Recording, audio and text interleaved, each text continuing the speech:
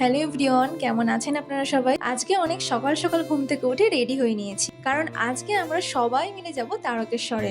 বিগত 4 বছর আগে আমার মার মানসিক করা ছিল আমাকে আর বিশ্বজিৎকে নিয়ে তারকেশ্বরে।